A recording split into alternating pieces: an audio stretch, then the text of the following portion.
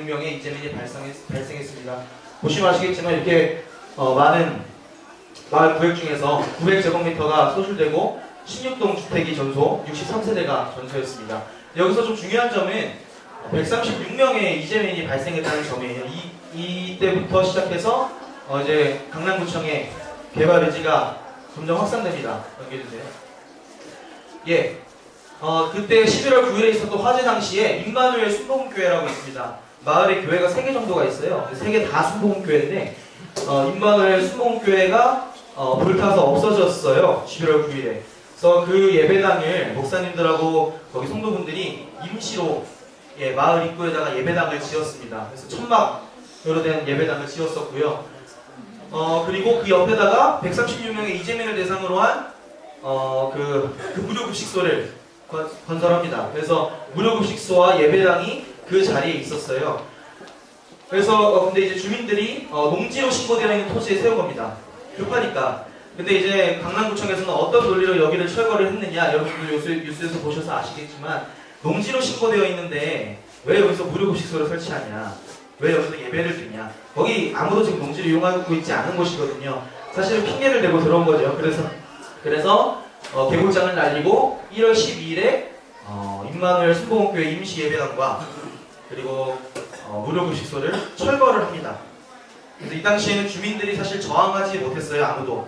주민들이 나와서 경찰한테 이렇게 실랑이 하긴 했지만 조직적인 힘도 없었고, 그래서 그냥 아무런 저항도 없이 예배당과 급식소가 철거가 되는 일이 있었습니다. 넘겨주세요. 그리고 2015년 2월 6일, 여러분 이번에 모두 언론에서 보셔서 알고 계시겠지만 행정대집행이 걸립니다. 어디에 걸리냐면은 마을회관에 걸립니다. 마을회관에는 136명의 이재민 전부는 아니지만 대부분 분들이 마을회관에서 지내고 있었어요. 왜냐면 마을회관은 좀 주식회사 구모의 소유이긴 하지만 마을의 공적 자재로 사용하고 있었고, 그래서 그 안에서 이제 이재민들이 들어와 있었고, 이게 그냥 들어와 있는 게 아니고 지역사회에 항보를 했습니다. 그래서 지역사회에서 굉장히 많은 후원도 해주시고 많은 사회적 이슈가 됐던 곳이에요. 근데 그런 것을 행정대집행으로 겁니다. 이유는 겁니다. 강남구청이 저희 가건문인데 주민자치회관의 소유주인 구모주식회사에 2월 4일까지 자진 철거를 명령합니다. 그 이유도 간단해요. 사실 여기가 원래 마을회관으로 신고되어 있는 것은 아니에요. 주식회사 구모는 이제 마을의 토지주들로 구성된 주식회사인데, 주식회사 구모가 여기를 마을에서 나오는 농산물이나 또 이제 그런 것들을 직거래로 판매하는 농산물 갑판대였어요. 그래서 그거를 그렇게 사용하고 있다가 그 이용 용도를 변경해서 급하게 마을회관으로 사용했고, 그리고 화재 대피소로 사용했던 곳입니다. 근데 여기도 저번에 농지로 이용했다는 거랑 똑같은 이유로 다른 이유로 사용한다, 건물을. 그래서 철거하겠다. 그렇게 통보를 날립니다.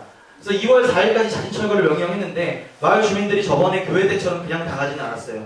그래서 2월 4일 밤부터 2월 6일까지 2박 3일 꼬박 밤새면서 100여 명의 주민들이 교대를 하면서 마을회관을 지킵니다. 그런데 철거 당일 이제 2월 6일입니다. 그래서 마을 주민들이 100여 명이 마을회관에서 농성을 하고 있었고요.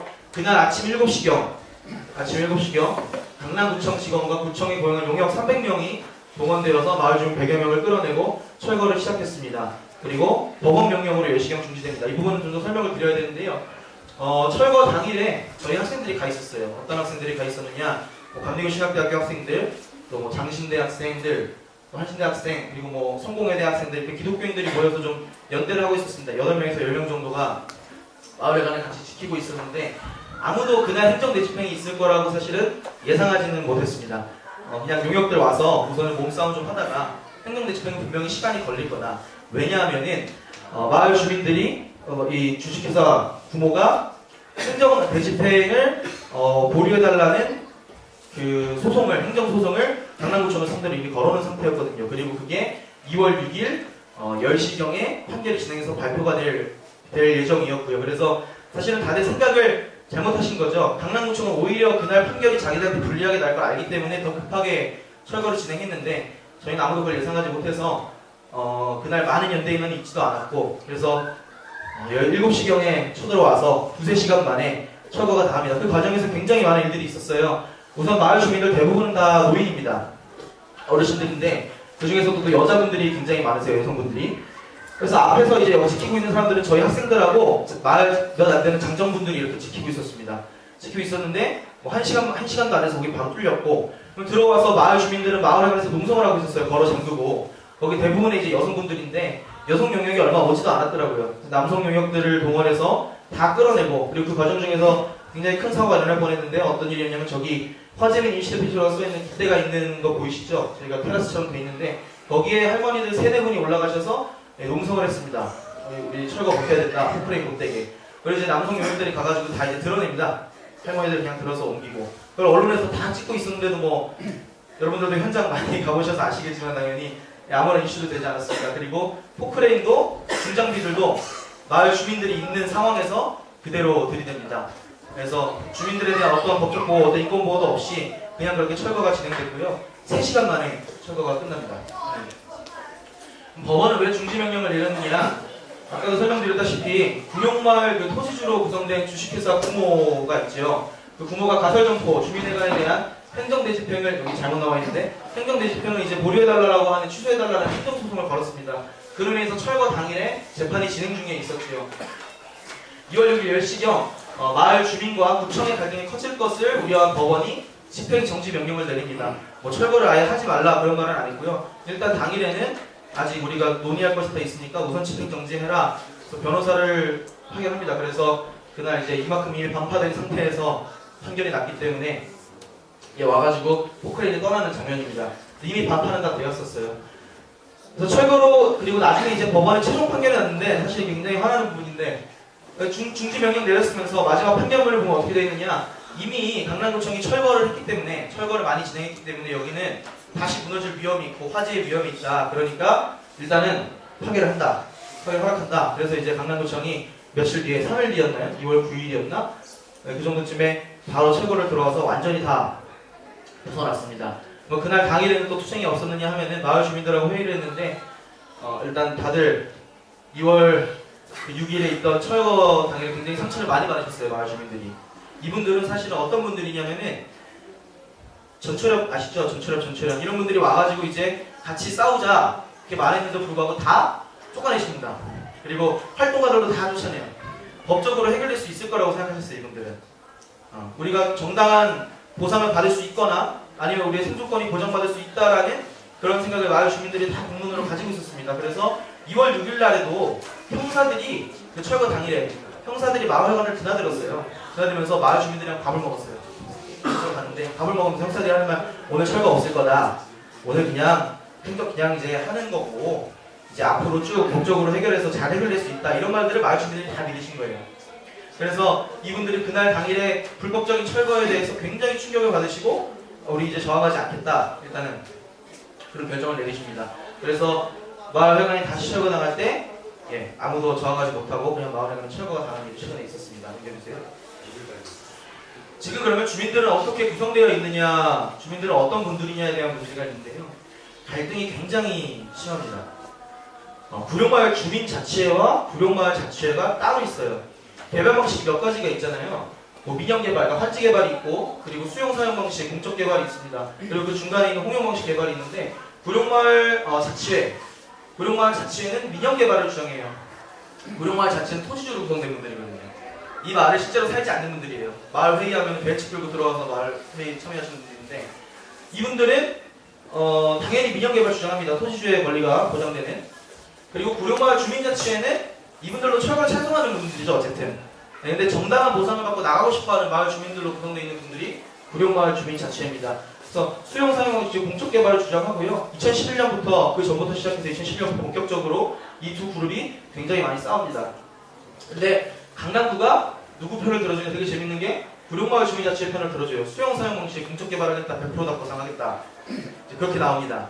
사실은 거기에 대해서는 뭐 저도 자세한 건 모르지만 뭐 이제 서울시에서는 민영개발을 환지개발을 주장했고요. 강남구청에서는 공적개발을 주장했는데 이거는 뭐 정치적인 서로의 싸움이었다고 그런 말도 있지만 뭐 그거는 지금 당장에 중요한 것 같지는 않고, 그래서 수용사용 방식이 결국 채택이 됩니다. 그래서 지금은 구룡마을 자치회는 민영개발을 주장하지 못하고 아예 거부당했으니까 그 중간쯤 되는 토지주의 권리와 거주민의 평등한 보상을 같이 이제 50대 50으로 보상할 수 있는 혼용 방식 개발을 주장하고 있습니다. 그래서 이 두 그룹이 싸우고 있고, 마을에 사실상 투쟁을 이끌어왔던 분들이에요. 마을의 어떤 저항을 이끌어왔던 분들이에요. 그러나 대부분의 마을 주민들, 그리고 그날 여러분이 뉴스에서 보셨던 그 배경의 마을 주민들은 이 두 그룹과 사실은 별로 관계가 없습니다. 대부분의 마을 주민들은 이미 조직이 없고 뭐 마을에 어떤 요직도 겸하고 있지 않고, 다만 지금 임대주택을 건설한다고 하는데, 임대주택 들어갈 수 있다고 하는데 그걸 믿지도 못하시고, 그리고 그거에 대해서 우리가 매달 돈을 지불하는 것에 대해서도 굉장히 부담스러워하시는 그런 분들이 대부분들이에요. 그 대부분의 주민들은 이 두 그룹의 논의와는 전혀 상관없이 그냥 마을에서 살고 싶어 하십니다. 저희가 연대하는 분들은 사실 그런 분들이에요. 그래서 요즘에는 이제 구룡마을 자치회, 구룡마을 주민자치회 모두 다 힘을 잃었어요. 이번 철거로. 이번 철거에서 보셔서 아시겠지만 마을회관이 무슨 별장처럼 사용됐다고 떴잖아요. 무슨 골프채가 발견되고 양주가 발견되고 뭐 이런 것들이 발견됐다. 그게 사실 다 진짜입니다. 왜냐하면은 그 마을회관은 아시다시피 그냥 마을회관이 아니고 부모 주식회사 사장의 개인 소유물이거든요. 그래서 그분들은 사실은 마을에 사시는 분들이 아닌 거예요. 그래서 그분들이 지금 마을에 요직을 겸하시고 계셨는데, 마을 주민들이 그때 철거로, 그날 당일에, 철거 당일에 이 주식회사 사람들이나 주민자치회 사람들이 나오지도 않았고, 그래서 마을 주민들이 그분들에 대한 불신이 굉장히 커졌습니다. 그래서 회장이 지금 자기 회장직을 내려놓는다고 말했고, 그래서 조직되지 않은 마을 주민들 대부분은 저항을 하려고 이제 마음 먹고 있는데 어떻게 해야 되는지 방법을 모르고 있는 그런 상황입니다. 강남구청은 앞으로 어떻게 개발할 것이냐, 아까 말씀드렸듯이 100% 수요마을지를 하겠다고 말했고요. 여기 구룡마을 개발 일정인데 2011년부터 많이 논의가 됐었어요. 서울시가 구룡마을 공영개발 정비계획안을 발표했고요. 4월에. 그 다음에 6월에 도시계획의 환지 방식, 아까 말했던 그 민영개발 황지 방식으로 추가 시행 결정을 했지만 강남구가 반발합니다. 게다가 박원순 때 있었던 일이죠. 2014년 1월 6일부터 감사원 감사가 있었고 7월 초에 SH공사에서 황지 방식 개발안을 제출합니다. 계속해서 민영개발을 하려고 했어요. 그래서 강남구가 또 반려합니다. 서울시가 주민협의체 참여한 상태에서 최후 통첩을 합니다. 하지만 강남구는 또 반박하고 버팁니다. 그래서 서울시가 15회 구룡마을 구역을 지정 해제를 하고 이제 전면 수용 방식의 개발을 사실상 수용했습니다. 여기까지 쭉 진행 상황인데, 가장 최근에는 어떻게 진행되고 있느냐, 2월 27일 이제 얼마 안 됐습니다. 2월 27일에 강남구청에서 주거환경 개선과 도시개발사업 추진이라는 명목으로, 이름도 되게 재밌어요. 도시선진화 담당관을 신설합니다. 도시선진화 담당관. 그 도시선진화 담당관은 3년 기한이에요. 3년 기한. 3년 기한으로 신설된 부서고, 부구청장 직속으로 되게 강력한 힘을 가질 거라고 저희는 예상하고 있습니다. 재밌는 거는 그 기간 산하로 4가지가 있는데, 시민의식 선진화팀. 이거는 뭐 전체 강남구 도시에 대한 어떤, 잘 모르겠어요. 이름도 잘 모르겠어요. 시민의식 선진화팀이 뭘 하려고 하는지. 그리고 달터마을 환경개선팀, 그리고 수정마을 환경개선팀이 신설됩니다. 다 못 사는 동네죠. 그리고 특별히 구룡마을 재건정비팀을 이번에 신설했습니다. 그래서 3명인가 4명인가를 실무자로 두고 사무실도 있는 구룡마을 재건정비팀을 신설했습니다. 그러니까 강남구청은 여기에 대한 개발 의지가 확고합니다. 아직 마을 주민들 공문이 보이지 않았음에도 불구하고. 알려주세요. 우선은 여기까지가 최근까지 진행된 구룡마을의 상황이고요. 그러면은 지금 여기서 발표하고 있는 저를 포함해서 구룡마을의 연다고 인상은 어떤 사람들이냐에 대한 말씀을 좀 드리도록 하겠습니다. 2015년 2월 11일에 저희가 전체 대책위를 구성합니다. 무슨 이름을 할까 많이 고민을 하다가 우리는 마을 주민들한테 대책이라는 이름을 쓰면 굉장히 미움받을 것 같아서 그냥 좀 재밌는 이름으로 하자, 그래서 구룡이 산다 라는 이름으로 저희가 대책위를 결성했습니다. 연대 단위는 일반 대책위와 기독 대책위가 나눠져 있고요. 일반 대책위는 현재 연대 중인 개인들, 또 일부 단체들이 있습니다. 뭐 아직 들어온 건 아니지만 뭐 청년적파라든지 노동당이라든지 그런 이제 분들이 이제 개인적으로 참여하고 계신 일반 대책위. 그 기독 대책위에는 감리교 신학대학교 학생들, 장로회 신학대학교 학생들, 한신대학교 학생들, 총신대학교 학생들, 그리고 그 외에 동아리 또는 개인들이 들어와 있습니다. 뭐 단위는 많지만 인원이 그렇게 많지는 않아요. 다 합해서 지금 저희가 대책위로 함께하고 있는 사람이 한 15명 정도 그렇게 있고요. 뭐 전체 우리 위원장은 최희성이라는 학생입니다. 카톨릭 대학교 학생이 있고, 그리고 기독대책위 위원장은 지금 제가 맡고 있는데 그냥 그렇게 됐습니다. 그래서 저희는 어떤 운동을 하느냐에 대해서 설명하고 저희 마무리하고 싶어요. 넘겨주세요. 마을 주민과의 유기적인 연대를 좀 하려고 합니다. 아시다시피 아까 말씀드렸다시피 마을 주민들이 지금 어떤 조직되어 있는 힘이 전혀 없는 분들이에요. 그래서 우리는 들어갈 때도 우리는 교회 예배당이 불타는 것 보고 굉장히 지금 화가 나 있는 아주 복음적인 신학생들이다 이러고 들어갔어요. 저희끼리 다 전도사라고 그러면서.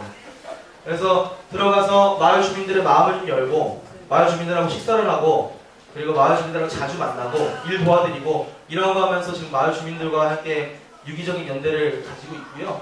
그래서 구룡마을 주민과 함께하는 현장기도회를 이번에 열게 되었습니다. 저희가 이걸 준비를 좀 했었는데 3월 13일 이번 주부터 매주 금요일 저녁 7시 30분에 이제 구룡마을에서 마을 주민들과 함께하는 현장기도회가 진행이 됩니다. 이거는 마을 주민들 협의체들과 어느 정도 얘기가 되고 진행되고 있는 겁니다. 그리고 여러분들 뭐 아시겠지만 구룡마을이 그렇게 화제가 되진 않았어요. 언론에서도 그때 크게 떴지만 그게 가장 크게 뜬 거고, 그동안 왜 이렇게 많이 알려지지 않았느냐, 그만큼 마을이 무슨 섬처럼 되게 폐쇄적인 공간이에요.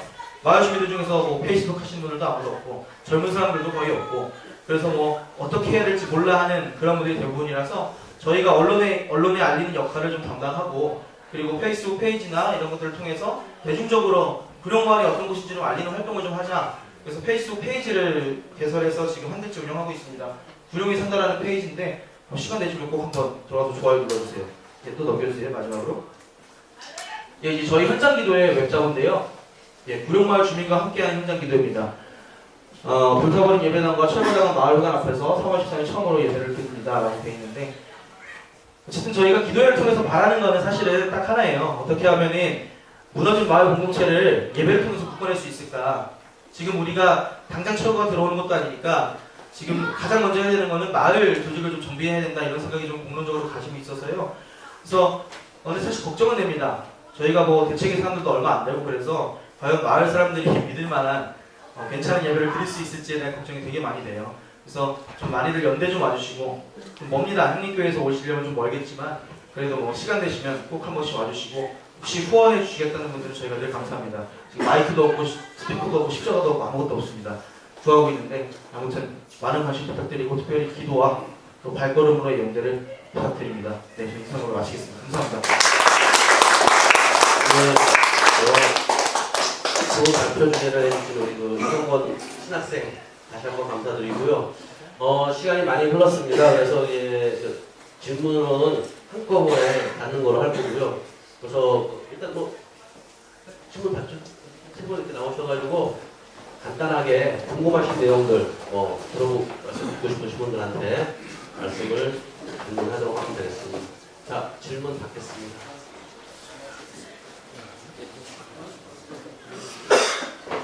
미국 같은 경우는 개발하고 보존을 잘하는데 한국은 개발이나 자체가 그냥 옛날 것은 풀어버리고 새로 짓는 게 개발인데, 이게 이제 개발함으로 인해서 이제 자본가들한테 물질적인 이제 정치 자금도 들어가고 하는데,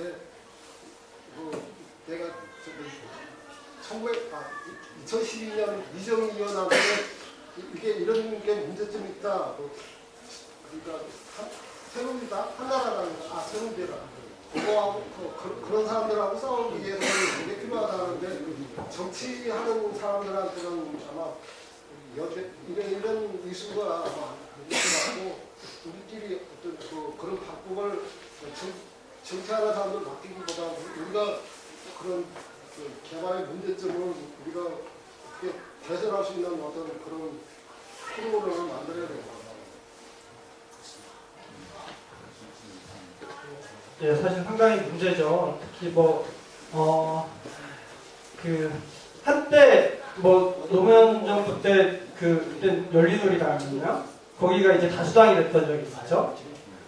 그 시기 재개발조합 조합장들의 물론 이제 조합장들이 어떤 정당 소속 이런 건 아니죠. 정치적 성향이 그렇게 다 바뀌어요. 그 전에는 이제 보수정당 소속의 조합장이었던 사람들이 그 시기에는 그렇게 바뀌어요. 이게 무슨 말이냐면 이 재개발 사업과 정치와의 아주 밀접한 연관이 있기 때문에 그 지역에서 이 재개발 사업을 통해서 어떻게 기득권을 획득해 나가느냐가 상당히 중요하게 매개가 돼요. 왜냐하면 작은 개발 지역 하나만 놓고 해도 사업비만 수천억이 들거든요.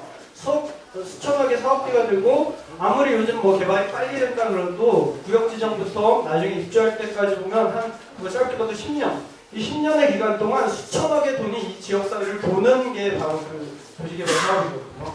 이 과정 속에서 이 돈을 가지고 그 지역에서 권력을 어떻게 획득해 가느냐가 사실은 이 관건이 되다 보니까 이 흔히 뭐 지역구를 중심으로 한 국회의원들 중에 자유로울 수 있는 사람이 별로 없다라는 거고, 뭐 이제 일론 같은 경우 말씀하셨지만 어쨌든 지금 박원순 서울시정에서는 재생 방식으로 가겠다라는 말을 하고 관련된 대책을 내놓고 있어요. 이제 재생이란 건 아까 말씀하셨듯이 보존해야 될 것들은 보존하고 개발해야 될 것들은 개발하고 뭐 이런 방식으로 가자라는 거죠. 실제로 이 2008년에 막 뉴타운이 한참 붐을 일었을 때 뉴타운 지역을 가보면 그 구역 안에 멀쩡한 건물들도 꽤 있거든요. 뭐 준공된 지 몇 년 안 된 건물도 있고, 뭐 하다못해 우리 용산 참사에 있었을 때 그 한강대로변 아시죠? 한강역 그 한강대교가 있는 그곳에 동원 아파트, 성원 아파트라고 하는 아파트들이 있어요. 한강변 아파트. 기억하실지 모르겠지만 그 아파트 벽에 지금도 있나요? 뭐 아파트 외벽을 이 페인트로 글씨를 써놨죠. 삼성이 우리 집을 뺏어가요.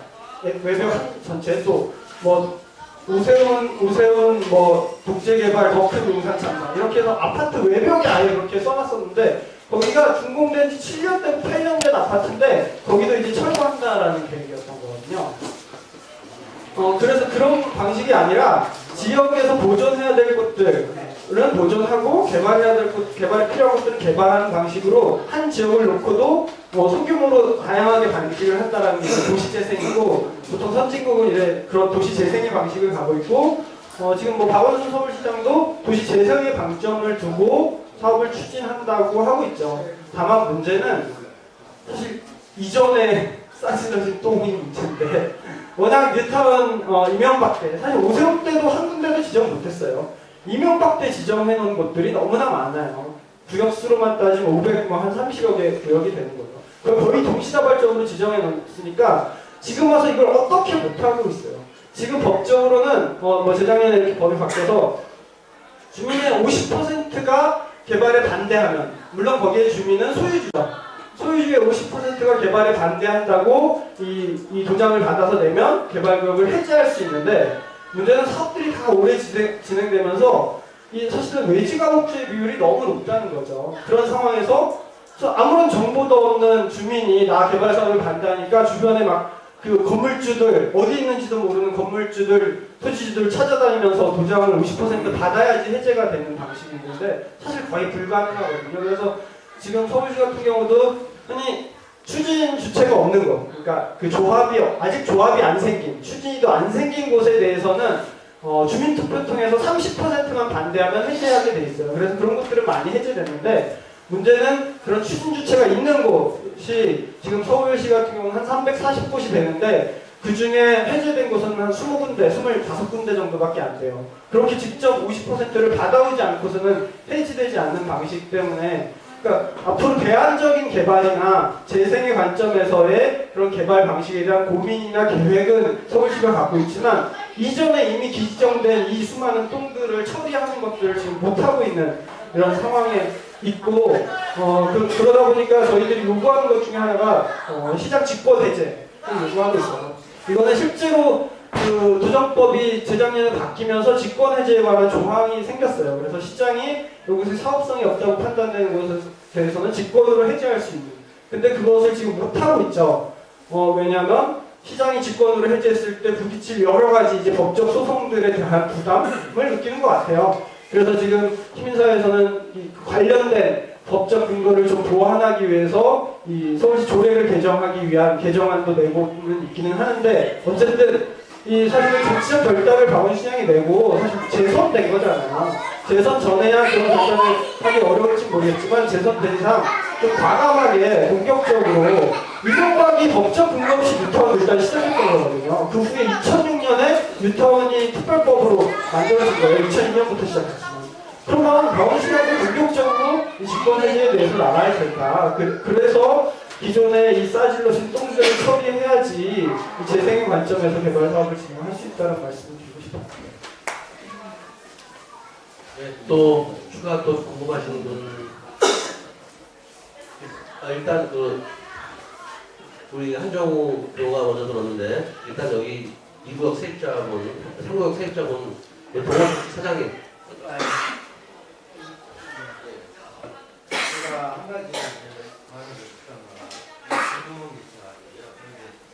여기 영동 부근에서 영동 실자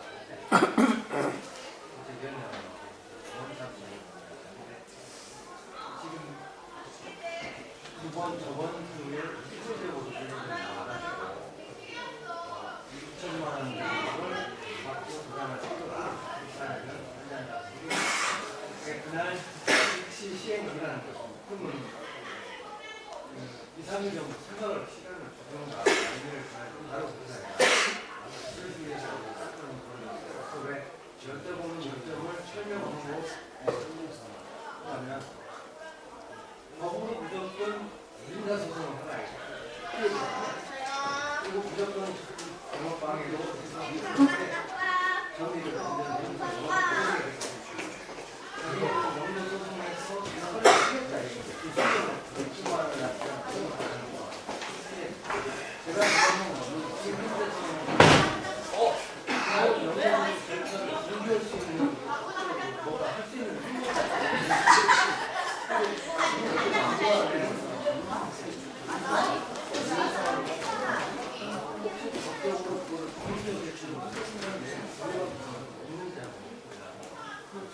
지금 이제 우리 동원택지 사장님 말씀하신 얘기잖아요.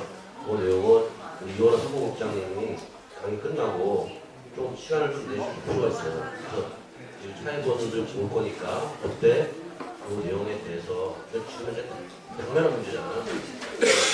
그 문제에 대해서는 물론 이제 우리 교우분들도 다 아셔야 되는 내용이지만 내용이 좀 길어지고 서로 이렇게 논의할 것도 있고 하니까 오늘 끝나고 나서 이원호 사무국장님 5분에서 10분 정도 가능하시나요? 네, 좋습니다.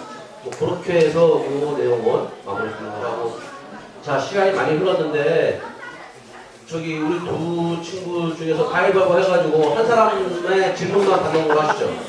그냥 어린 나이에 안 보여도 그래서 그러면 짧게 한 사람 한 사람씩 발로 질문하도록 하겠습니다.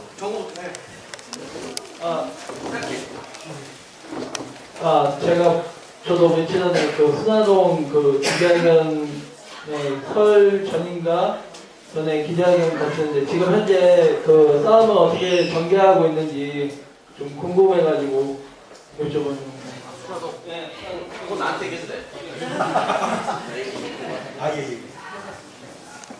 반갑습니다. 향민교회 청년신도의 청년 신도 회원이고요. 친무교 부원을 맡고 있습니다. 전주상이라고. 뭐 질문은 아니고 여기 신학생들이 계시니까 좀 드리고 싶은 부탁의 말씀인데 제가 옛날에 총신대를 다니다가 자퇴를 했어요. 그 총신대에서도 이런 사회적인 현안에 연대를 하는 학생들이 있다는 게 굉장히 신기하고 제가 2006년에 총신대를 다닐 때는 학교가 굉장히 상당했었습니다.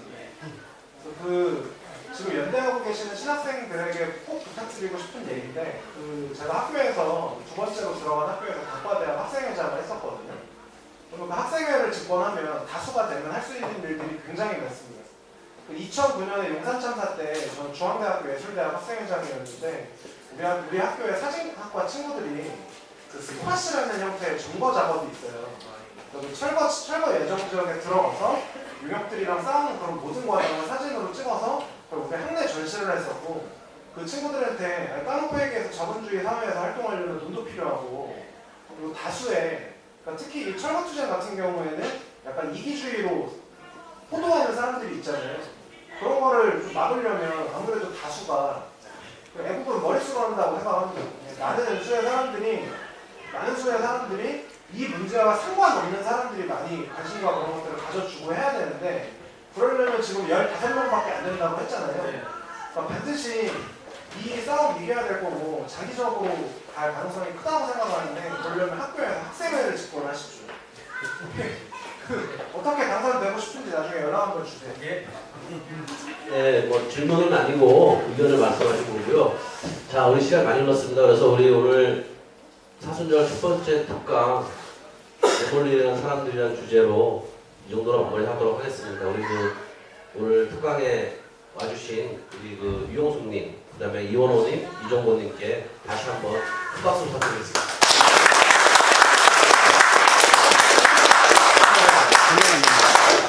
네.